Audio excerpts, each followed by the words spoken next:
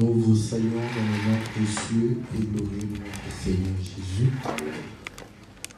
Et nous osons croire que le Seigneur sera bon pour nous. Il va pouvoir réellement manifester sa grâce pour que nous puissions élever et glorifier son nom au travers réellement sa parole. Nous allons sans plus tarder lire les Écritures dans le livre de Lévitique au chapitre 27. Nous allons lire à partir du verset 9 jusqu'au verset 25. Lévitique combien? Lévitique chapitre 27. Nous lisons dans le nom précieux et glorieux de notre Seigneur Jésus. Amen. S'il s'agit d'animaux qui peuvent être offerts en sacrifice à l'Éternel, tout animal qu'on donnera à l'Éternel sera chose sainte. On ne le changera point et l'on ne mettra point un mauvais à la place d'un bon, ni un bon à la place d'un mauvais. Si l'on remplace un animal par un autre, ils seront l'un et l'autre choses saintes. S'il s'agit des animaux impurs qui ne peuvent être offerts en sacrifice à l'Éternel, on présentera l'animal au sacrificateur qui en fera l'estimation selon qu'il sera bon ou mauvais. L'on s'en rapportera à l'estimation du sacrificateur. Si on veut le racheter, on ajoutera 1/5 à son estimation. Si quelqu'un sanctifie sa maison en la consacrant à l'Éternel, le sacrificateur en fera l'estimation selon qu'elle sera bonne ou mauvaise, et l'on s'en tiendra à l'estimation du sacrificateur. Si celui qui a sanctifié sa maison veut la racheter, il ajoutera 1/5 au prix de son estimation et elle sera à lui. Si quelqu'un sanctifie à l'Éternel un champ de sa propriété, ton estimation sera en rapport avec la quantité de semences, 50 cycles d'argent pour un homère de semences d'orge. Si c'est dans l'année du jubilé qu'il sanctifie son champ, on s'en tiendra à ton estimation. Si c'est après le jubilé qu'il sanctifie son champ, le sacrificateur en évoluera le prix à raison du nombre d'années qui restent jusqu'au jubilé. Et il sera fait une réduction sur ton estimation. Si celui qui a sanctifié son champ veut le racheter, il ajoutera 1/5 au prix de ton estimation et le champ lui restera. S'il ne rachète point le champ et qu'on le vend à un autre, il ne pourra plus être racheté. Et quand l'acquéreur en sortira au jubilé, ce champ sera consacré à l'Éternel comme un champ qui a été dévoué. Il deviendra la propriété du sacrificateur. Si quelqu'un sanctifie à l'Éternel un champ qu'il a acquis et qui ne fait point partie de sa propriété, le sacrificateur en évaluera le prix d'après ton estimation jusqu'à l'année du jubilé, et cet homme paiera le jour même le prix fixé comme étant consacré à l'Éternel. L'année du jubilé Le champ retournera à celui de qui il avait été acheté et de la propriété dont il faisait partie. Toutes tes estimations se feront en cycle du sanctuaire, et le cycle est de 20 guéras. Que le Seigneur soit béni et que le Seigneur bénisse la lecture et qu'il nous fasse grâce pour que nous puissions recevoir l'explication de toutes ces choses. Donc, la fois passée, nous avons vu l'estimation de l'homme et nous avons compris que l'Éternel, notre Dieu, nous garde, n'est-ce pas, de la naissance jusqu'à la vieillesse. Tous ceux qui appartiennent à Dieu meurent vieux. C'est ce que le Seigneur a dit. Il a dit, si tu obéis à ma parole, tu auras une heureuse vieillesse.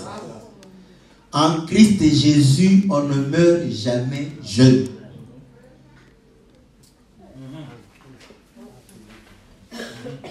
Lui-même est mort vieux. Mais à 33 ans. Est-ce que vous comprenez? Or, nous savons que le vieux est caractérisé par la perte de la force de la chair. Si tu meurs jeune, tu n'hériteras pas le royaume. Le royaume n'est pas pour les jeunes. Voilà pourquoi Ecclésiaste conseille les jeunes d'aller davantage se prostituer. Le mal est quoi? Quand il y a trop de jeunes dans l'église, il y a trop de problèmes. Une église de jeunes, c'est une église problématique.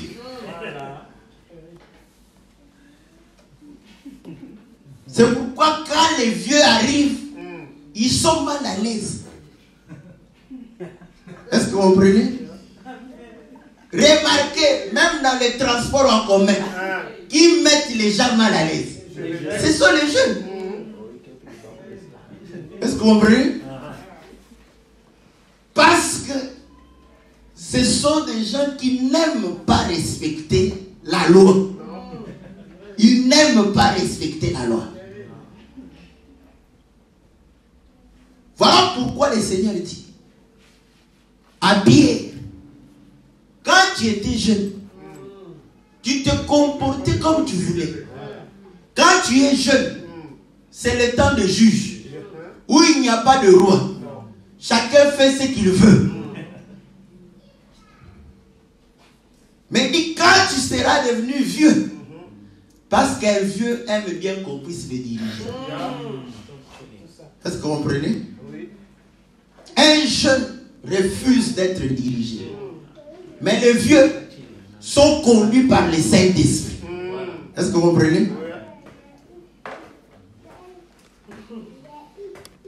Voilà pourquoi vous allez comprendre, il dit, une autre personne va pouvoir ceindre ta ceinture.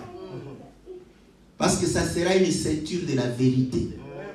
Voilà pourquoi la Bible dit, quand le Saint-Esprit viendra, il vous conduira dans toute la vérité. Est-ce que vous comprenez? Et nous n'aimons pas. Le Saint-Esprit, les gens ferment les yeux. Quand on parle du Saint-Esprit, là, ils ferment les yeux. Tu crois que tu fermeras les yeux, tu verras le Saint-Esprit. Tu ne verras pas le Saint-Esprit. Oh, le Seigneur dit, les paroles que je vous ai dites sont esprit. L'homme qui est conduit par le Saint-Esprit, c'est celui qui est conduit par la parole de Christ. Il agit en fonction de la parole de Christ. Ses sentiments sont motivés par la parole de Christ. Devant la situation, il questionne le Saint-Esprit. Vous avez avez le Saint-Esprit, mais vous ne dialoguez jamais avec le Saint-Esprit. Il faut parler avec le Saint-Esprit. Posez le Saint-Esprit la question. N'est-ce pas qu'on vous a prêché que le Saint-Esprit est une personne? Donc, quelle est cette personne que vous ne consultez jamais?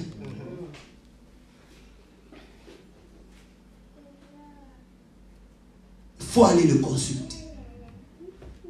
Voilà pourquoi, quand Corneille a entendu la parole qui était esprit, le Saint-Esprit est venu dessus. Car la Bible dit que l'Esprit de Dieu se mouve au-dessus des eaux. L'Esprit se mouve au-dessus des eaux. Là où il y a l'eau de la parole, c'est là où le Saint-Esprit vient mouvoir.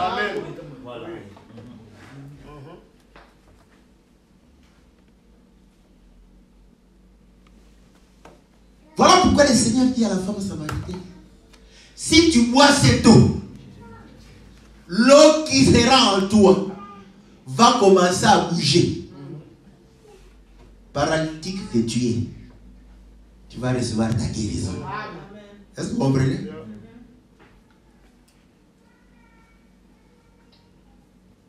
Parce que ta main est incapable de servir le Seigneur, tes pieds incapables de servir le Seigneur, tes hanches n'en parlons même pas. N'est-ce pas? Parce qu'il faut que tout ton corps serve le Seigneur. Donc on comprend que tu es paralysé de la tête aux pieds.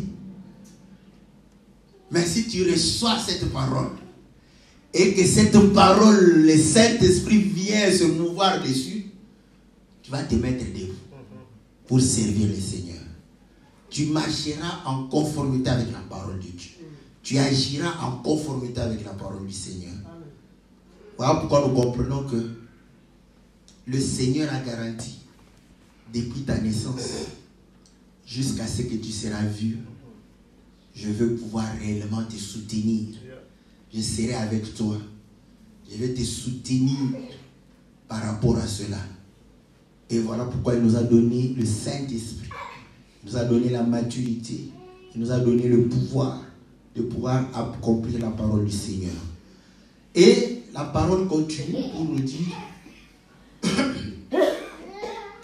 si on consacre à l'Éternel, on donne à l'Éternel, parce que Lévitique ici est en train de pouvoir nous dire, nous parler par rapport à ce qui est donné au Seigneur.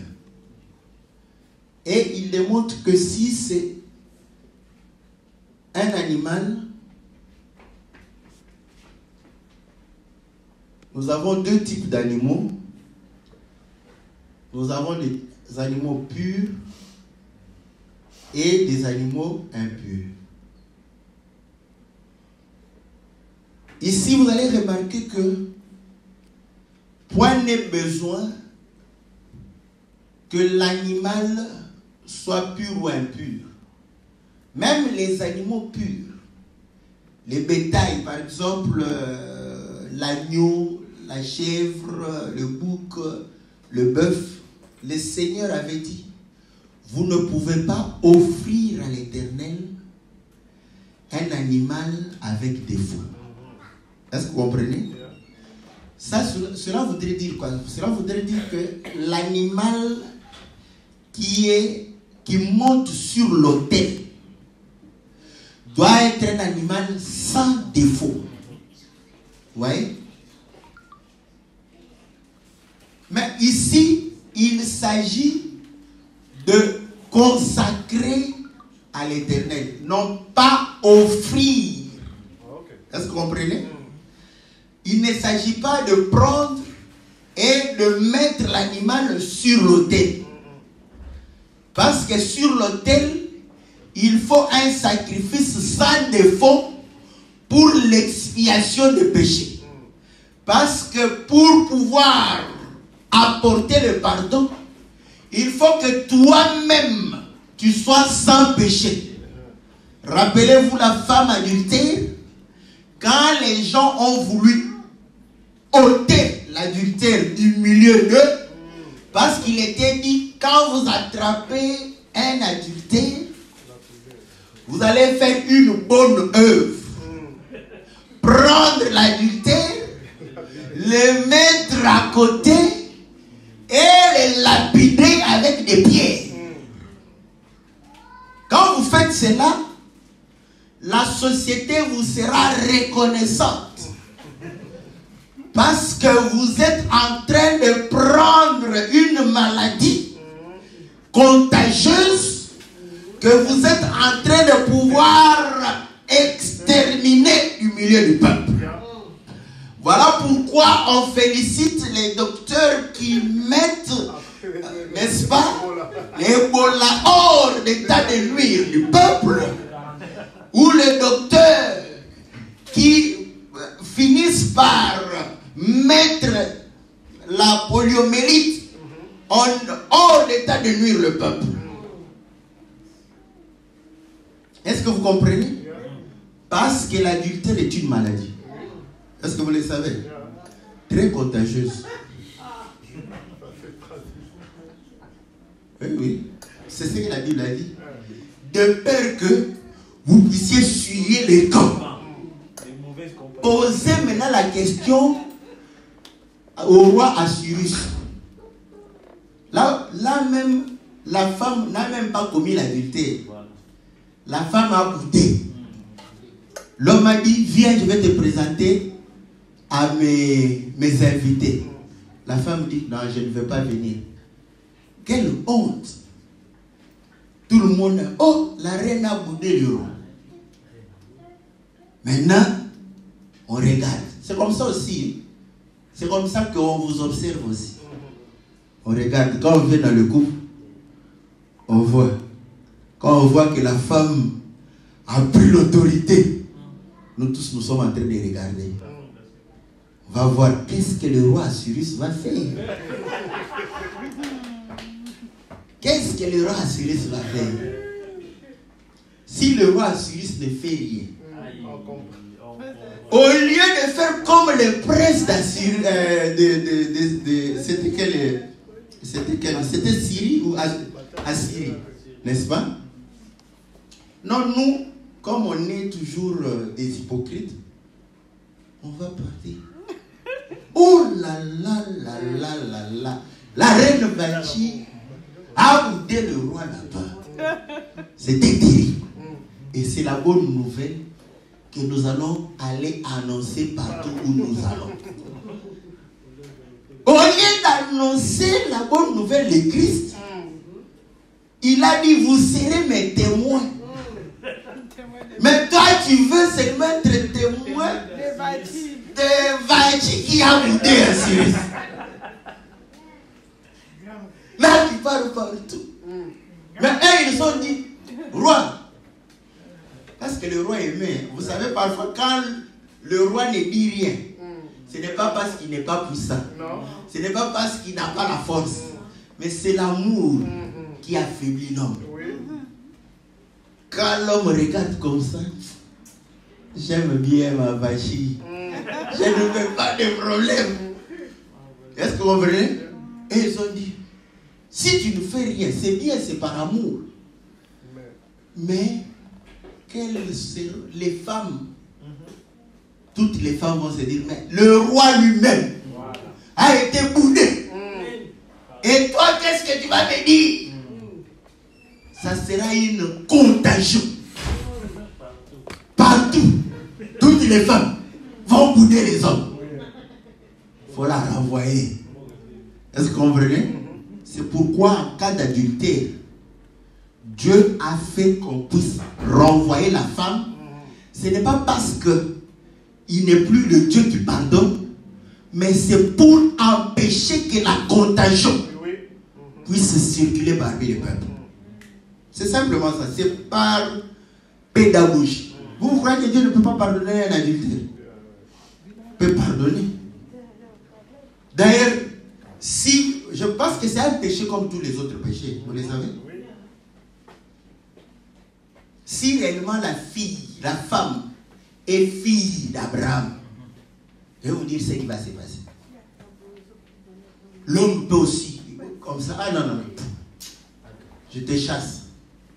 Il t'a chassé de sa maison. Mais Dieu ne t'a pas chassé de sa maison. Est-ce que vous comprenez? C'est fini, tu restes, tu continues à prier ton Dieu. N'est-ce pas? Sans problème, si tu es réellement fille d'Abraham. C'est une faute que tu as commise. Voilà, sanction. C'est pour que les autres fassent attention. Qu'il ne faut pas tromper. Bon, si l'homme veut pardonner, qu'il pardonne. Mais pardonner ne veut pas dire juste tu fais semblant pour que les gens... Oh, à moi, je suis un puissant rédempteur.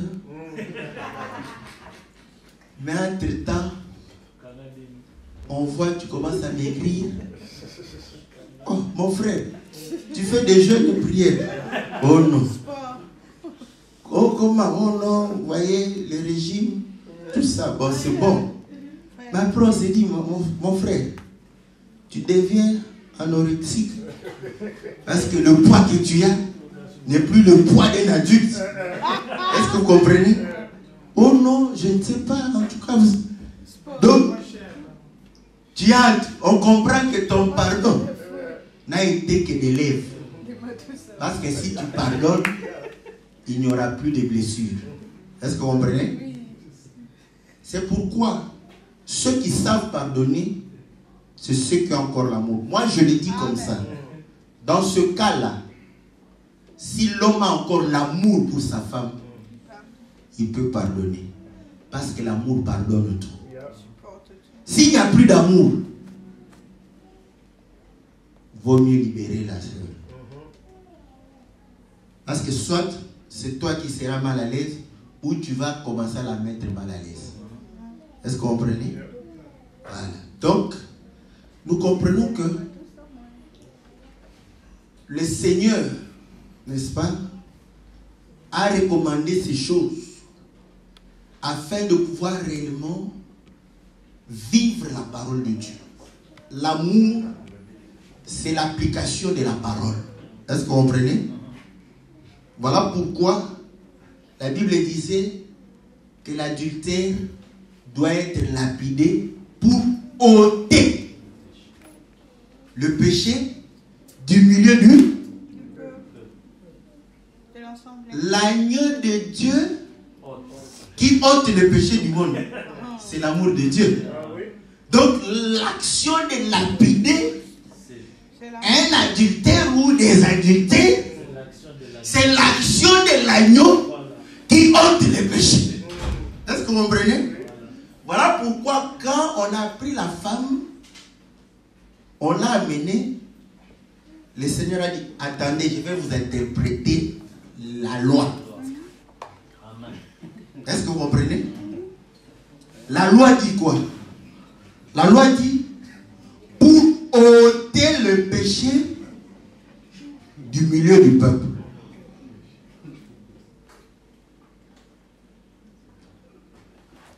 C'est que le péché est parmi les adultères. Le reste n'ont pas de péché. C'est ça, non? Parce que si vous lapidez les adultères, vous avez ôté le péché. On viendra parmi le peuple dans le camp. Où est le péché? Il n'y a plus de péché. N'est-ce pas? Donc le Seigneur démontre que pour ôter le péché, il faut être sans péché. C'est pourquoi il a dit, celui d'entre vous qui n'a point péché, qu'il puisse lapider la femme. Est-ce que vous comprenez? Et ils se sont, oh, on n'a jamais entendu ça.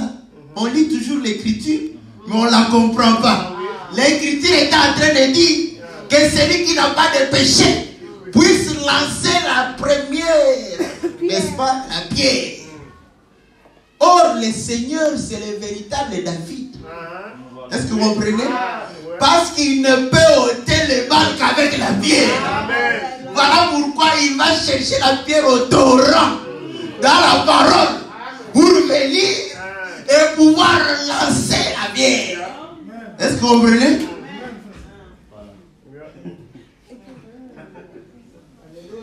Pose la question. Où sont partis les autres? Ce sont des agneaux avec des défauts. Ils ont, dès qu'ils ont déposé, ils ont commencé à marcher comme ça. Alors on dit, oh là là, cet agneau ne pouvait pas ôter les péchés. Cet autre ne pouvait pas ôter les péchés. L'agneau qui ôte les péchés du monde est resté là, auprès de la femme. Il a dit, je ne te condamne pas, parce que le rôle que j'ai, c'est de porter tes péchés, afin de pouvoir les enlever. Est-ce que vous comprenez? Donc vous allez comprendre que cette femme, c'était un animal impur amené devant le Seigneur. C'est pourquoi ici, que l'animal soit avec défaut, ou sans défaut, ou un animal impur, il n'y a pas de souci. On offre au Seigneur. Est-ce que vous comprenez? Voilà pourquoi Paul vient dire que la circoncision n'est rien, l'incirconcision n'est rien. Venez au Seigneur tel que vous êtes. Est-ce que vous comprenez? Pour venir au Seigneur, tu ne dois pas chercher à devenir sainte. Pour venir au Seigneur, non. Tu ne vas pas chercher à devenir saint pour venir au Seigneur. On vient au Seigneur tel qu'on est. Animal pur ou impur, avec défaut ou sans défaut. Nous devons venir au Seigneur comme ça. Parce qu'en venant au Seigneur, c'est comme ça qu'il nous sanctifie. Est-ce que vous comprenez? Voilà pourquoi il a dit, quand c'est un animal, comprenez que ce n'est pas grave. C'est pour le Seigneur. Maintenant, si c'est un animal qu'on offre, cet animal ne sera pas échangé. Est-ce que vous comprenez? Maintenant, si c'est un animal avec défaut, n'est-ce pas? Toi, tu peux te dire, oh, j'arrive, tu dis, oh, c'est un animal avec défaut. Je veux l'échanger parce que je ne veux pas donner au Seigneur un animal avec défaut.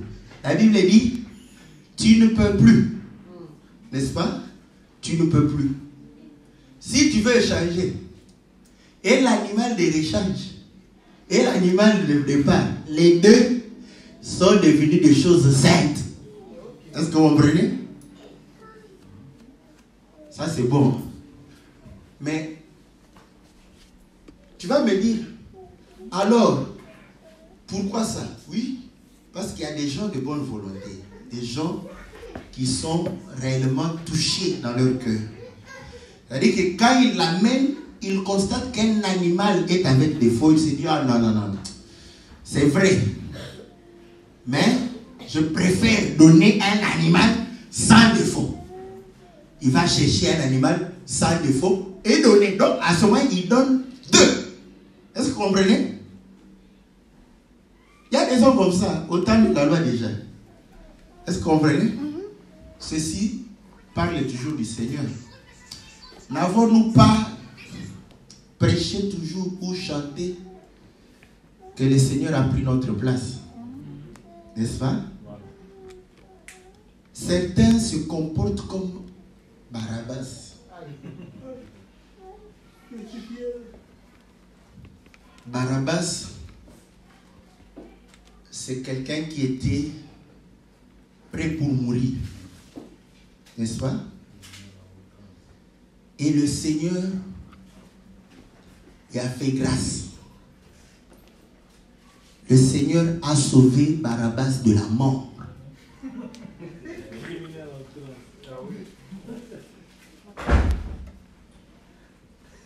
Parce que les gens croient, oh non, vous voyez, Jésus m'a sauvé de la mort. Il y a deux façons de sauver quelqu'un de la mort. Est-ce que vous comprenez? Il y a deux façons de sauver quelqu'un de la mort.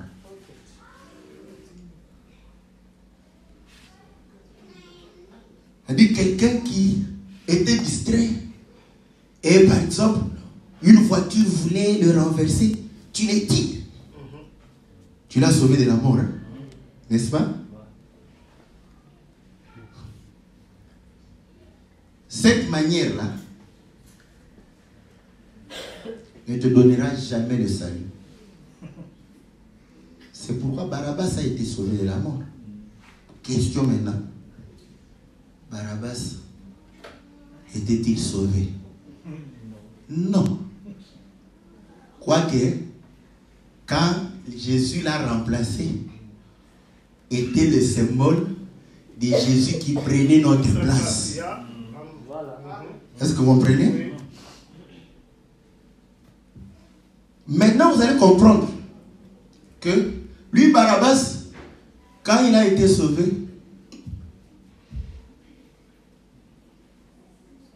est-ce que vous comprenez? Donc, nous avons beaucoup de frères et de sœurs que Jésus a sauvés de la mort, de la manière dont il a sauvé Barabbas de la mort. Est-ce que vous comprenez? Et il glorifie le Seigneur de cette manière. Ah, Jésus m'a sauvé. Et Jésus t'a sauvé. J'étais malade. J'allais mourir. Jésus m'a sauvé. Est-ce que vous comprenez? Comprenez que c'est une Barabbas au féminin qui a été sauvée de la mort. Est-ce que vous comprenez? Mais écoutez, nous avons un autre qui a été aussi sauvé de la mort. C'est le brigand à la croix. Est-ce que vous comprenez? Il dira au Seigneur, Seigneur, moi, je ne veux pas que tu puisses me sauver de la manière dont tu as sauvé Barabbas. Mais je voudrais que quand je mourrai, que tu ailles me chercher dans la mort, afin de me sortir de la mort, afin que lorsque je sortirai de la mort, que je chante que j'ai été sauvé de la mort. Est-ce que vous comprenez? Vous comprenez que nous avons deux manières. Donc, voilà pourquoi la Bible dit que le Seigneur Jésus, quand il était face à la mort, il a prié Dieu pour que Dieu puisse le sauver de la mort. C'est là où les musulmans se sont cassés les dents. Ils ont dit, voyez, Dieu l'a exaucé, ainsi, il ne pouvait pas mourir. C'est un bon raisonnement, mais charnel, terrestre et diabolique. Or, quand il a été exaucé, nous rentrons directement chez David. Parce que David était en train de prier pour dire que, oh Seigneur, ne fais pas que ton oint puisse connaître la corruption. Il doit le sauver de la mort. Est-ce que vous comprenez? Donc vous allez comprendre, il devrait aller dans la mort afin que Dieu le ressuscite d'entre les morts. Est-ce que vous comprenez? Donc, voilà pourquoi nul ne peut prétendre qu'il est sauvé sans passer par la mort.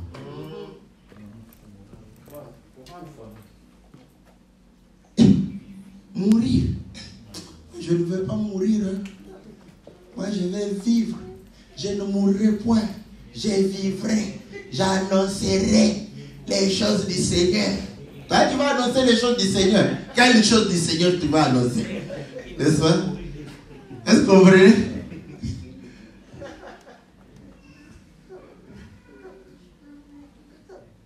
Or, le Seigneur, le démon dit, c'est lui qui croit en moi. Même s'il meurt, il vivra. Est-ce que vous voyez? Il démontre qu'il doit mourir pour vivre. La mort dont il dit qu'il ne mourra pas, c'est cette mort-là de l'âme. Est-ce que vous comprenez? Donc nous comprenons une chose, que on vient au Seigneur. Paul s'est appuyé sur cette écriture où on sanctifie l'animal, n'est-ce pas, par le fait de le consacrer à l'Éternel. Qu'il soit impur ou pas, qu'il soit en bon état ou pas. Maintenant, vous allez comprendre que le Seigneur qui nous a remplacés, nous qui sommes consacrés à l'Éternel, nous deux, et le Seigneur, et nous l'animal avec défaut, nous appartenons à l'Éternel. Est-ce que vous comprenez? Voilà pourquoi 1 Corinthiens chapitre 6 dit, vous ne vous appartenez pas à vous-même, n'est-ce pas? Parce que le Seigneur vous a acquis par un grand prix. Vous appartenez à Dieu et vos corps sont le temple du Saint-Esprit. Cela voudrait dire quoi? Cela voudrait dire que le Saint-Esprit a besoin de ton corps pour s'exprimer. Donc tes gestes, tes faits, n'est-ce pas? Tes paroles, tes pensées, tes actions, tout ce que tu fais doit être l'expression du Saint-Esprit. Voilà pourquoi vous allez comprendre que la Bible dit que quand c'est un animal qu'on offre à Dieu, cet animal reste toujours à l'Éternel, appartient à l'Éternel, n'est-ce pas? Par contre, la Bible dit, s'il s'agit d'animaux impurs qui ne peuvent être offerts en sacrifice à l'Éternel, on présentera l'animal au sacrificateur qui en fera l'estimation selon qu'il sera bon ou mauvais. L'on s'en rapportera à l'estimation du sacrificateur. Si on veut le racheter, on y ajoutera 1/5 à son estimation. Donc, nous voyons que l'animal impur, nous pouvons le racheter. N'est-ce pas? Mais avant, si nous voulons le racheter, nous devons ajouter 1/5 à l'estimation du sacrificateur. Nous avons vu aussi que lorsque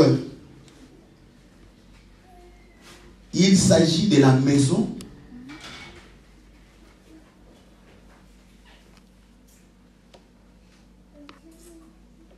en bon état ou en mauvais état,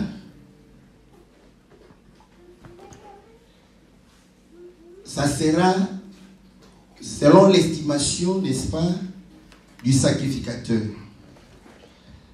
Et la Bible dit que celui qui voudra racheter sa maison, il ajoutera 1/5 au prix de son estimation et elle sera à lui. Si quelqu'un veut sanctifier le champ,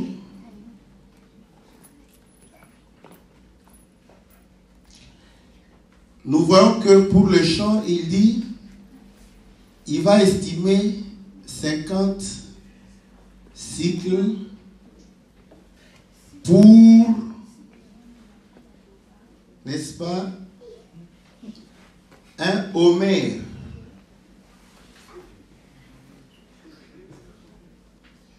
d'orge. Donc, on va estimer la sémence.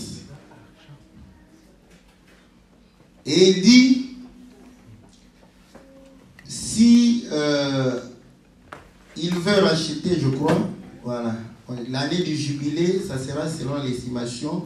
Si c'est après l'année du jubilé, on comptera les années qui restent, on va réduire, n'est-ce pas, à l'estimation. Si celui qui a sanctifié son champ veut le racheter, il ajoutera 1/5, n'est-ce pas, au prix, n'est-ce pas, de ton estimation. Donc, nous voyons l'animal impur, le champ, il faut ajouter 1/5.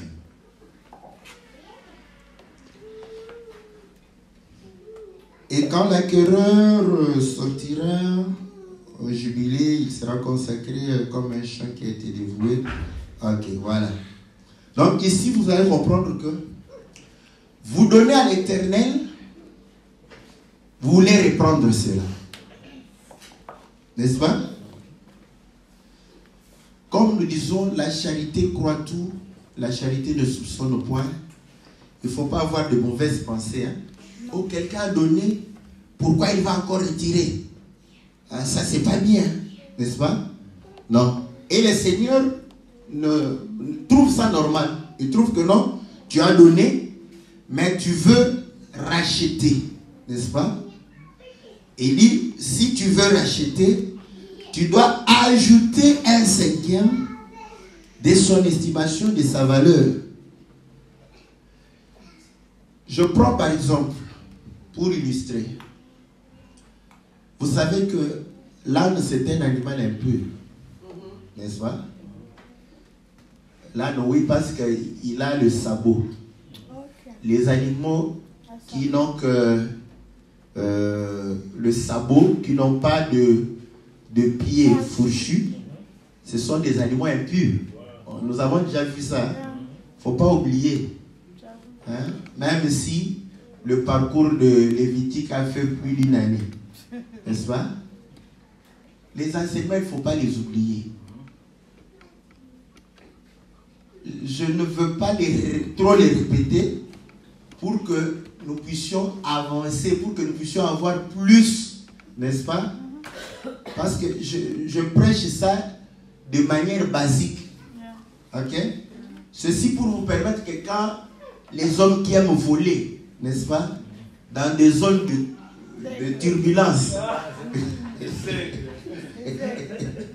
Les aigles, quand ils viendront ici, quand ils volent là-bas, vous les suivez comme l'Autriche en bas. Est-ce que vous comprenez?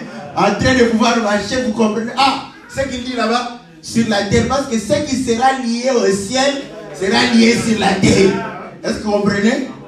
C'est pourquoi nous, comme on n'aime pas trop l'avion, nous aimons bien courir sur la terre. Est-ce que vous voyez? Et ils aiment l'avion, mais quand il y a des zones de turbulence, ils font des atterrissages forcés. Est-ce que vous comprenez? Voilà. Donc, moi je ne les envie pas. Je sais que, allez-y, nous vous attendons. Parce que nous sommes, le tour de contrôle est sur la terre. Est-ce que vous comprenez? Voilà. Vous êtes au ciel, mais vous avez besoin d'être guidés par ceux qui sont sur la terre. Nous sommes là pour vous guider. Voilà. Où est-ce que vous allez atterrir? Donc, c'est comme ça que je dis, il faudrait, n'est-ce pas, avoir, n'est-ce pas, tout l'enseignement. J'ai pris ce cas, pourquoi? Parce que l'âne est utilisé chez les Israélites comme un animal de transport, aussi comme un animal qui peut tourner la terre, n'est-ce pas? Donc à ce moment-là, quelqu'un peut avoir besoin de son âne pour tourner la terre. Il préfère racheter l'âne afin de pouvoir le mettre, n'est-ce pas, dans son champ. Mais là-bas, il était dit, tu ne peux pas faire l'âne et le bœuf, n'est-ce pas, les mettre ensemble. Il faut que si tu veux, âne avec âne, bœuf avec bœuf, n'est-ce pas? Donc nous comprenons que tu voudras bien racheter cela. Donc même dans la société, ça c'est normal. Est-ce que vous comprenez? Donc on rachète parce qu'on en a besoin. On rachète parce qu'on veut utiliser. Est-ce que vous comprenez? C'est pour utiliser. C'est pour faire usage. Est-ce que vous comprenez? Donc, nous comprenons que nous avons donné au Seigneur, mais nous avons besoin de cela pour travailler. Est-ce que vous comprenez? Voilà pourquoi vous allez comprendre que ce soit l'animal, que ce soit la maison, que ce soit le champ, n'est-ce pas? Parce que le champ, c'est aussi un outil de travail. Est-ce que vous comprenez? Donc, c'est pour le travail, c'est pour le service, c'est pour, n'est-ce pas, l'œuvre. Voilà pourquoi le Seigneur parle. Vous savez que 5 c'est le chiffre du service. Est-ce que vous comprenez? Donc, comment on rachète ce qu'on a donné au Seigneur? C'est en servant le Seigneur. Est-ce que vous comprenez? Parce que le Seigneur dit ceci. Le Saint-Esprit prendra ce qui est à moi et vous le donnera. Il dit pourquoi je dis que c'est à moi? Parce que c'est à Dieu. Il me l'a donné. Pourquoi Dieu a donné? Parce qu'il devrait se servir de cela. Voilà pourquoi il dit que les hommes que tu m'as donnés, quand Dieu te les donne, c'est pour que tu fasses son œuvre. Est-ce que vous comprenez? Donc, si nous voulons reprendre, c'est pour réellement consacrer cela à l'œuvre de Dieu. Est-ce que vous comprenez?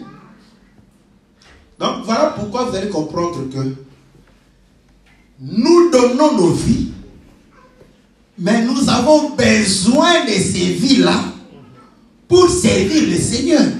Est-ce que vous comprenez? Mais comment racheter? On n'achète pas avec l'argent. Est-ce que vous le savez? Apocalypse le dit, viens acheter l'or éprouvé, mais sans argent. De la même manière que le Seigneur a acheté, de la même manière que nous achetons. Parce que le Seigneur a acheté par le sacrifice, nous aussi nous achetons les choses du royaume par le sacrifice. Est-ce que vous comprenez?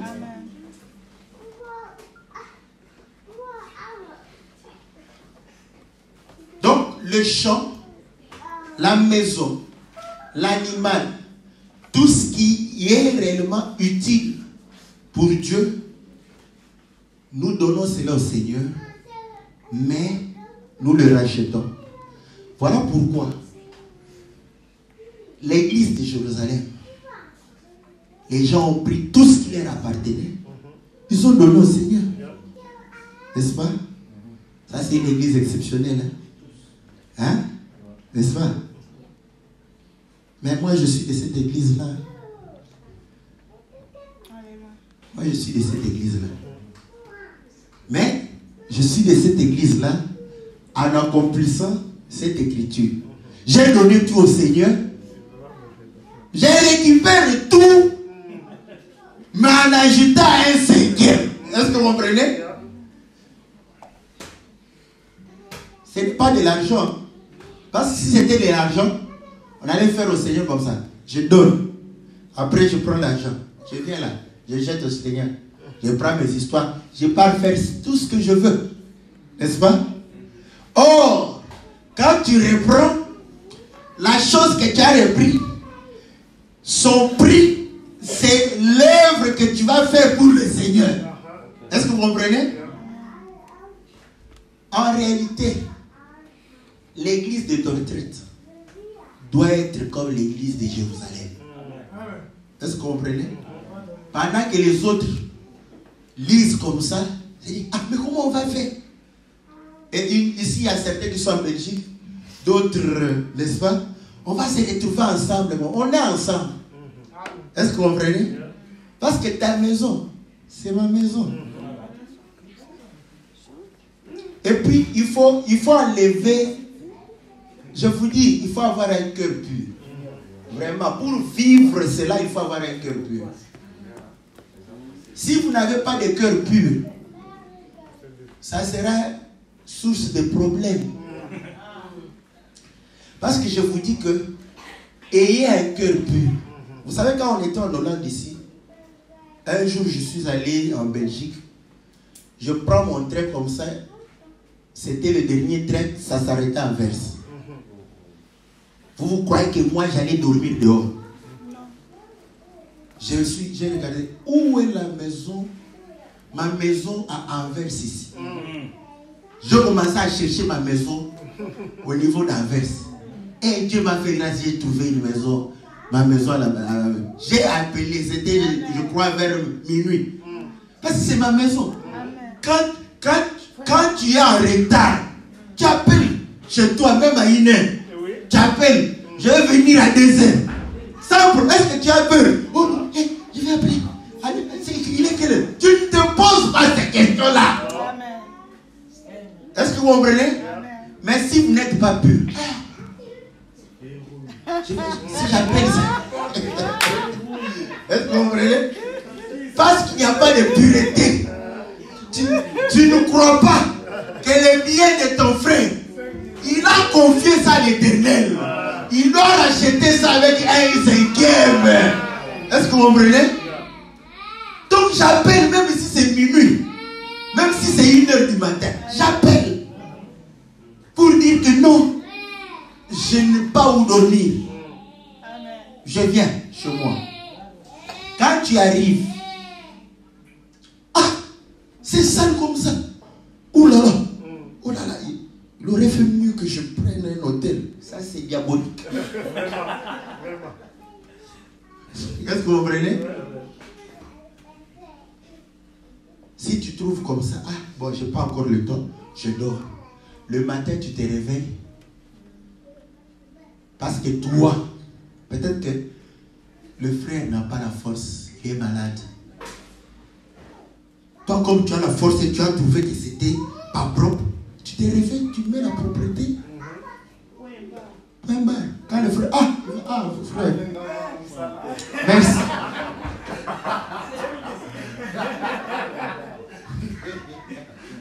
Mais moi je vous dis.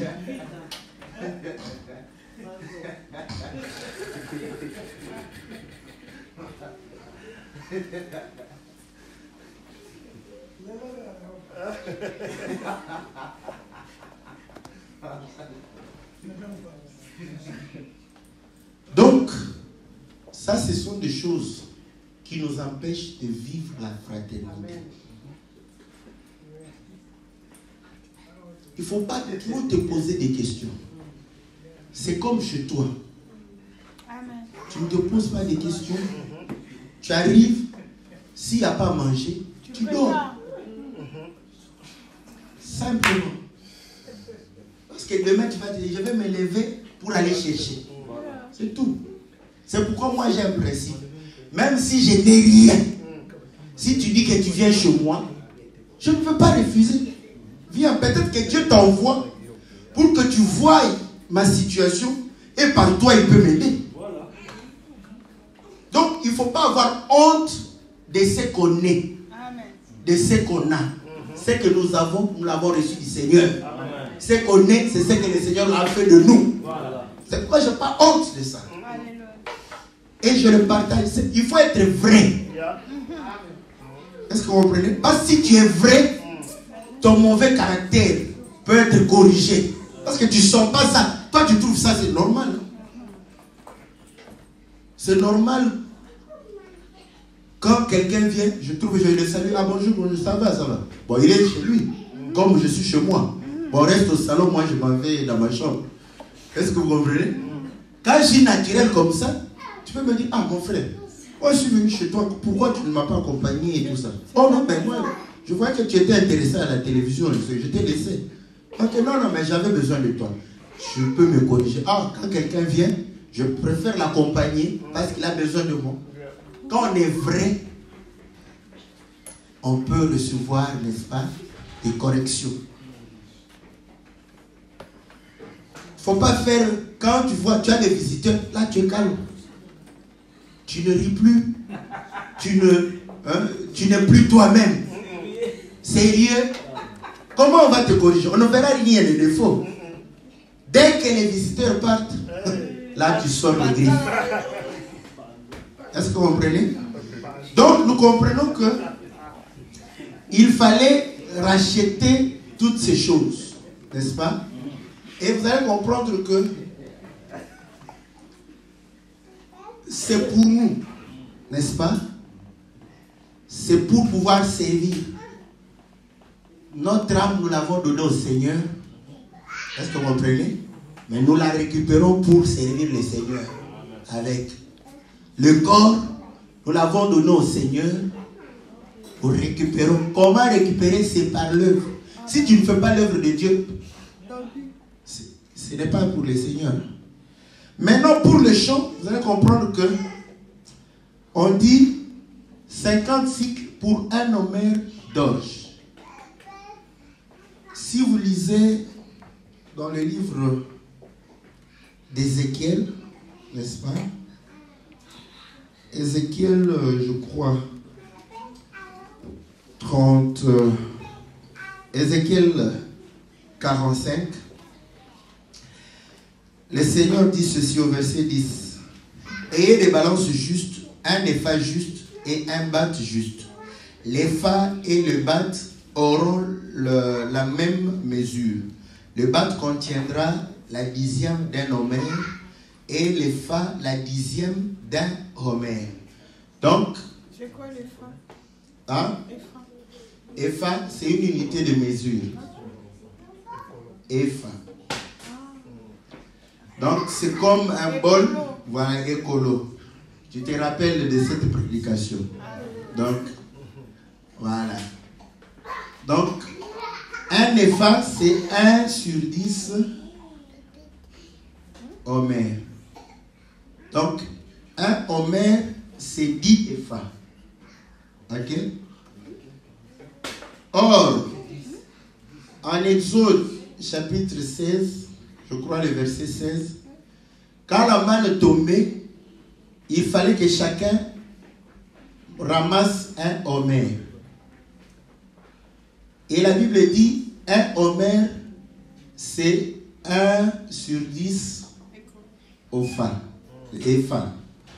Donc, or, un homère, c'était pour une personne, n'est-ce pas? Donc, nous comprenons que un homère va nous donner 10 épha et 10 épha vont nous donner 10 homères sans H, 100 homères, et 100 homères, ça nous donne 100 têtes. N'est-ce pas? Nous avons 100 têtes là-bas, n'est-ce pas? Ah. Or, nous savons que les chants parlent du chant de Dieu. Dans le chant de Dieu, ce sont les semences. Hein? On a commencé par les semences. Dans le chant de Dieu, les semences, ce sont des hommes. La bonne semence, ce sont les fils du royaume. Donc nous comprenons qu'il s'agit des 100 fils du royaume. N'est-ce pas? Ok? Dans le chant de Dieu, il n'y a que 100. Voilà pourquoi Dieu dit, j'ai multiplié au centime. Est-ce que vous comprenez? Donc nous comprenons que c'est 100. Or, le chant de Dieu, c'est réellement les fils de Dieu. Or, pour être fils de Dieu, il faut être fils d'Abraham. Est-ce que vous comprenez? Pour être fils d'Abraham, il faut être fils d'Isaac. Parce qu'Isaac, c'est le fils de la promesse. Ok? Et si tu as la promesse, tu dois être fils d'Israël. Parce qu'avec Israël, le Saint-Esprit sera accordé à tous. Est-ce que vous comprenez? Parce que l'héritage que nous avons, c'est le Saint-Esprit. Le Seigneur nous a promis quoi? Je vous enverrai le Saint-Esprit. Donc, l'héritage, notre héritage, c'est le Saint-Esprit. Voilà pourquoi les enfants de ce siècle demandent à leur père le pain et le poisson. Nous demandons à notre Père le Saint-Esprit. Est-ce que vous comprenez? C'est notre héritage. Donc là, nous comprenons que le champ, c'est la maison d'Abraham. Or, pour être de la maison d'Abraham, c'est par l'Esprit. 50. Pour être compté parmi les fils d'Abraham.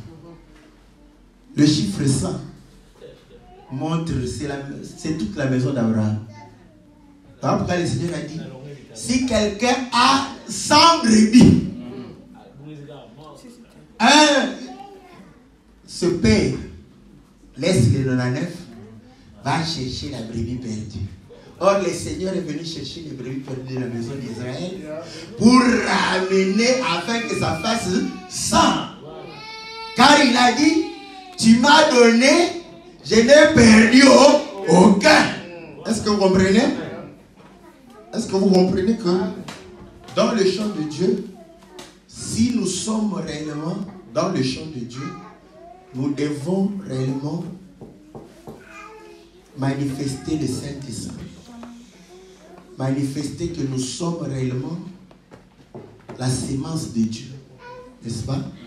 Voilà pourquoi la sémence de Dieu ne résiste pas à l'Esprit de Dieu. L'Esprit de prophète est soumis au prophète. Est-ce que vous comprenez? Donc nous comprenons que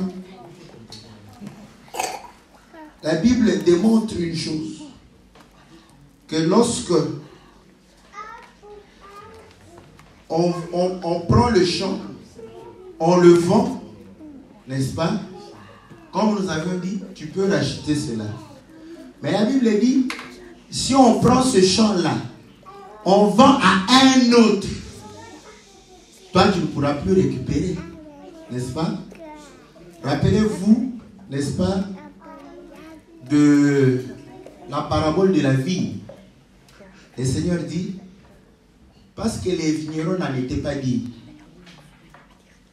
on va arracher cela, on va donner à un autre, à une autre nation qui en rendra le fruit.